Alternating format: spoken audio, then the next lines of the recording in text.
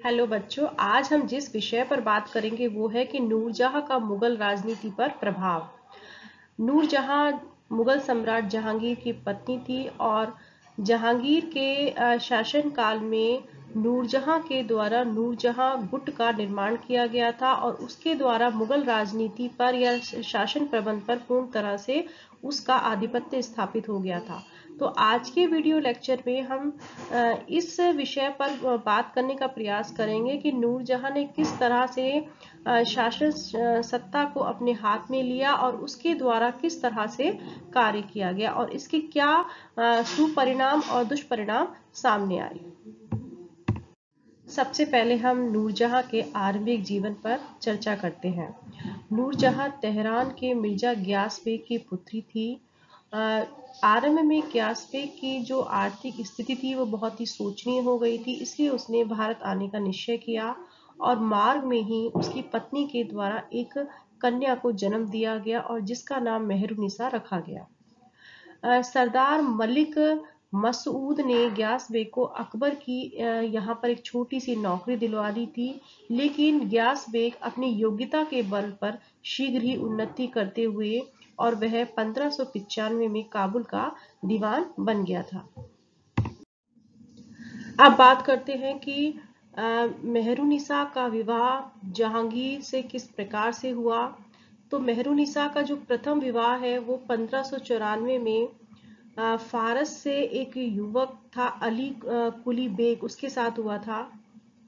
बाद में इस अली कुली बेग ने एक शेर को मारने में जो साहस दिखाया था उससे प्रसन्न होकर सलीम ने, जो कि जहांगीर का ही नाम है, शेर अफगान की इसको उपाधि दी थी और जब जहांगीर बादशाह बना तो उसने इस शेर अफगन को बंगाल में वर्धमान की जागीर प्रदान कर दी थी, लेकिन ये अपनी जागीर से ज्यादा संतुष्ट नहीं था और जो जहांगीर ने बंगाल का जो सूबेदार था कुतुबुद्दीन खां को उसे दरबार में भेजने की आज्ञा दे दी थी।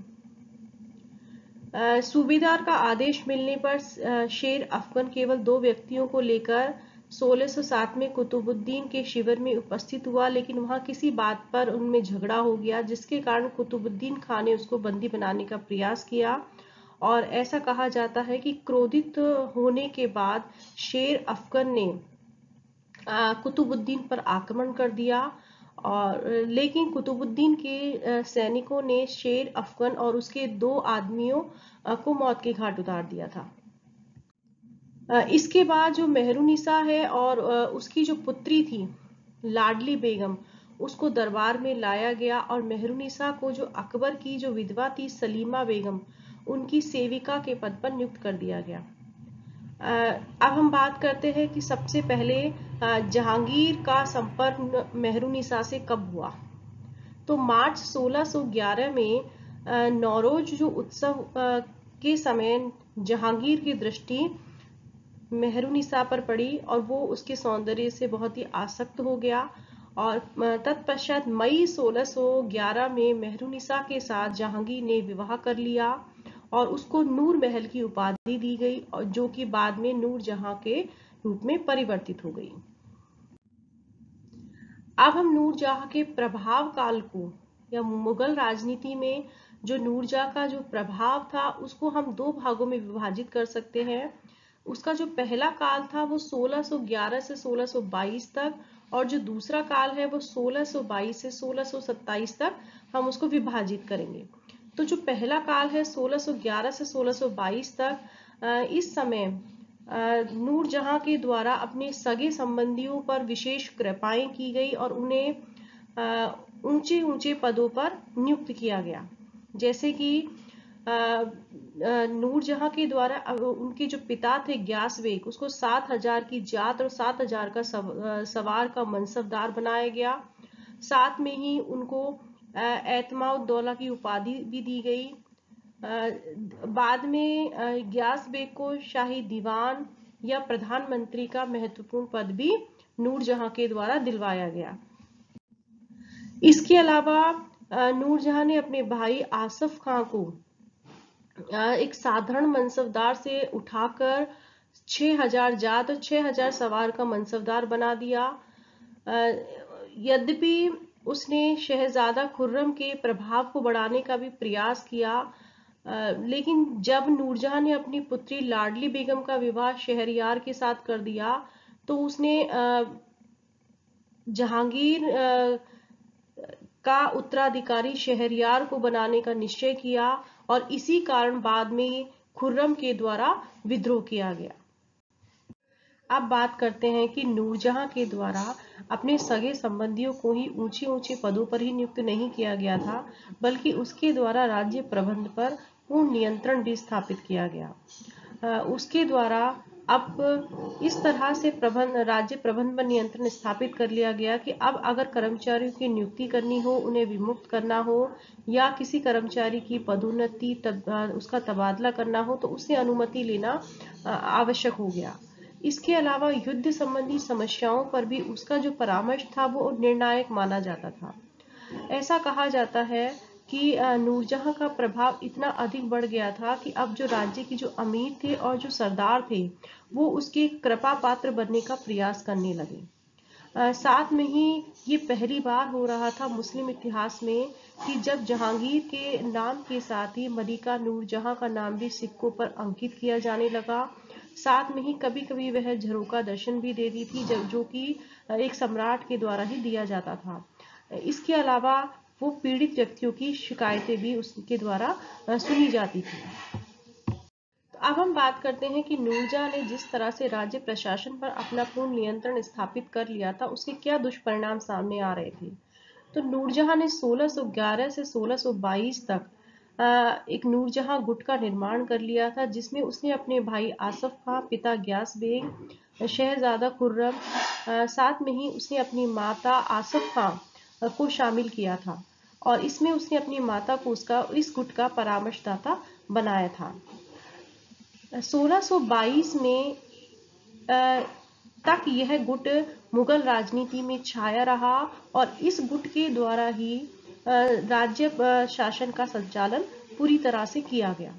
1622 में जब इस गुट का पतन हुआ और इसका जो मुख्य कारण था कि 1622 में नूरजहां ने अपनी जो पुत्री थी लाडली बेगम उसका विवाह शहजादा शहरयार के साथ कर दिया था।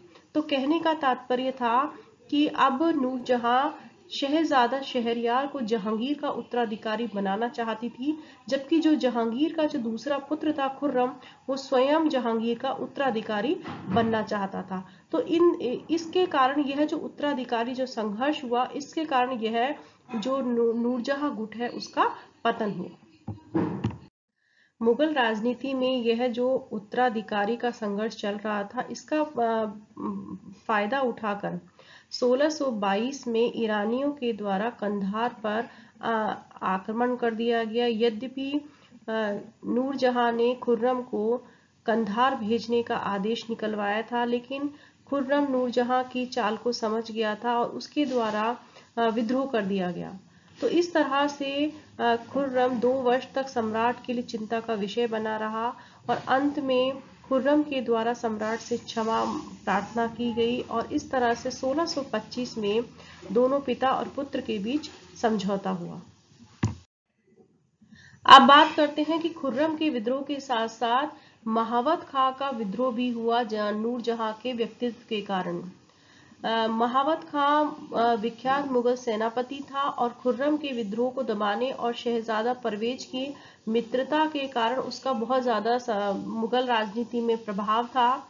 लेकिन नूरजहां को इस बात का भय था कि महावत खां और परवेज खां अगर दोनों आपस में गठजोड़ कर लेंगे तो जो उसका जो दामाद था शहरयार उसके उत्तराधिकारी के मार्ग में वो बाधा बन सकते हैं।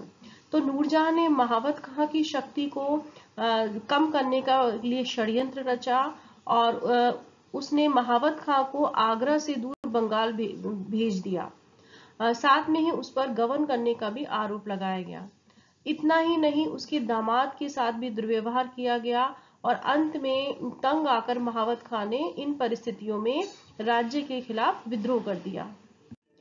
मुगल सेनाओं और महावत खां के बीच संघर्ष आरंभ हो गया और झेलम नदी के पार महावत खां ने सम्राट को बंदी बना लिया।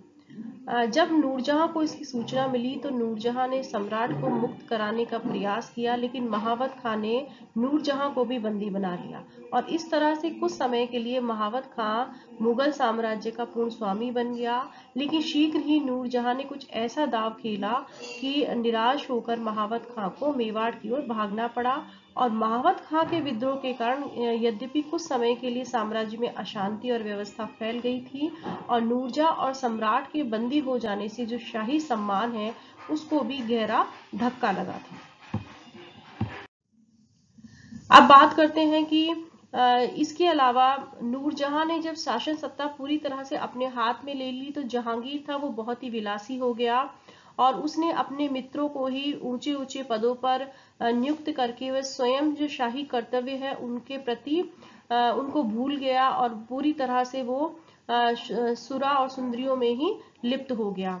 साथ में ही जब उसने अपने सगे संबंधियों को ऊंचे ऊंचे पदों पर नियुक्त कर दिया तो उनको बहुत ज्यादा वेतन देना पड़ रहा था, जिसके कारण साम्राज्य की जो आर्थिक स्थिति थी वो दिन प्रतिदिन खराब होने लग गई। इसके अलावा 1622 से 1627 में जहांगीर था वो नूरजहां के हाथों की ही कठपुतली बना रहा और नूरजहां हर क्षेत्र में सर्वे सर्वा बन गई थी, जिसके कारण जो मुगल दरबार था उसमें षड्यंत्र और गुटबंदियों का वो अखाड़ा बन गया। अब बात करते हैं कि जब जहांगीर सुरा सुंदरिया विलासिता का जीवन व्यतीत करने लग गया, मदिरा पान करने लग गया, तो ऐसी स्थिति में जहांगीर का जो स्वास्थ्य है वो दिन प्रतिदिन गिरने लग गया और अंत में जब वह कश्मीर से लाहौर जा रहा था तो 1627 में मार्ग में ही उसका देहांत हो गया। और 1627 में जहांगीर की मृत्यु के बाद नूरजहां ने अपनी जो दामाद था शहरयार उसको सम्राट घोषित कर दिया। लेकिन नूरजहां का जो भाई था आसफ खां वो अपने दामाद खुर्रम का साथ उसके द्वारा दिया गया और अंत में शहरयार को बंदी बना लिया गया और खुर्रम शाहजहां के नाम से मुगल गद्दी पर बैठा। साथ में ही अब नूरजहां को पेंशन देकर राजनीति से अलग कर दिया गया और इस तरह से 18 वर्ष तक विधवा की तरह जीवन व्यतीत करने के बाद 1645 में नूरजहां की भी मृत्यु हो गई। एक और जहां नूरजहां का मुगल राजनीति में प्रभाव के कुछ दुष्परिणाम थे तो वहीं कुछ अच्छे परिणाम भी निकले, जिसमें ये कहा जाता है कि नूरजहां कर्तव्यपरायण पत्नी थी और वो जहांगीर की देखरेख में रुचि लेती थी। साथ में ही वह शासन प्रबंध का काम भी वह स्वयं ही उसकी देखभाल कर लिया करती थी। लेकिन इसके कारण जहांगीर ने बहुत ज्यादा शराब पीना आरंभ कर दिया था। तो हम इसको जहां एक और अच्छे परिणामों में शामिल करेंगे वहां इसके दुष्परिणामों में भी हम इस चीज को शामिल कर सकते हैं। इसके अलावा नूरजहां सौंदर्य प्रेमी थी और उसने जिस तरह से जरी किनारी और लहंगों का जो नवीन फैशन प्रचलित किया वो उस समय काफी प्रचलित हुआ। इसके अलावा नूरजहां ने 1611 से 1627 तक 500 निर्धन और अनाथ कन्याओं के विवाह के लिए शाही कोष से दहेज दिया। साथ में ही निर्धन जो दासियां हैं उनको हर प्रकार से सहायता की। तो इस तरह से ये कह सकते हैं कि यद्यपि नूरजहां के द्वारा बहुत ही निरंकुशता पूर्वक शासन संचालन किया गया, लेकिन उसके हृदय में दयालुता का भी भाव था और निर्धन जो कन्याएं थी उनके प्रति बहुत ही वो सहृदयता रखती थी।